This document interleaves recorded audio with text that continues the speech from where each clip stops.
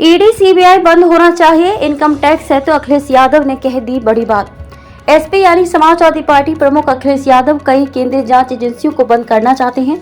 हाल ही में एक इंटरव्यू के दौरान उन्होंने कहा कि सीबीआई की जरूरत ही क्या है।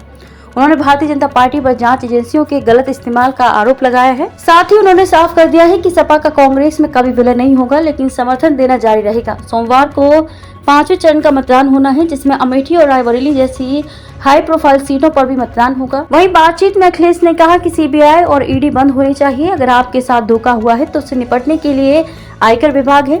आपको सीबीआई की जरूरत क्या है? जरूरत पड़े तो हर राज्य में एंटी करप्शन विभाग है। उन्होंने कहा कि उनका इस्तेमाल अगर सरकार बनानी है, गिरानी है तो होता है।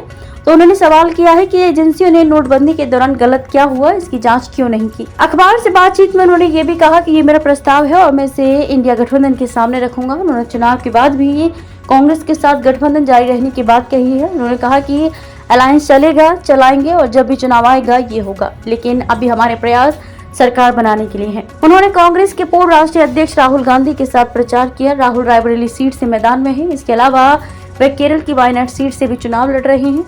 अटकलें थी कि पार्टी राहुल को फिर अमेठी से मैदान में उतार सकती है, लेकिन कांग्रेस ने के शर्मा को टिकट दिया है। इधर रायबरेली से सांसद रही सोनिया गांधी राजस्थान से राज्यसभा का रुख कर चुकी हैं। कांग्रेस में नहीं होगा विलय। अखिलेश ने वरिष्ठ नेता और विपक्षी गठबंधन इंडिया के सदस्य शरद पवार के बयान को लेकर कहा कि क्षेत्रीय दल हमेशा मजबूत रहेंगे और कांग्रेस को हिम्मत देंगे। दरअसल पवार ने कहा था कि आने वाले महीनों में क्षेत्रीय दल कांग्रेस के करीब आएंगे और कुछ कांग्रेस में विलय भी कर सकते हैं। अखबार के मुताबिक जब पूछा गया कि कुछ क्षेत्रीय दलों के कांग्रेस में शामिल होने की संभावनाएं कितनी हैं, तो इस पर यादव सीधे जवाब देने से बचते नजर आए। उन्होंने कहा कि समाजवादी पार्टी कभी विलय नहीं करेगी।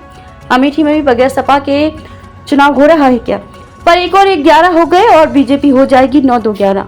क्षेत्रीय दलों की तरफ से तीसरा मोर्चा बनाने की संभावनाओं पर उन्होंने कहा कि आप नहीं जानते कि कब क्या हो जाएगा। उन्होंने कहा कि हमारी राजनीति में भाजपा विरोधी और कांग्रेस विरोधी ताकतें हमेशा रहेंगी।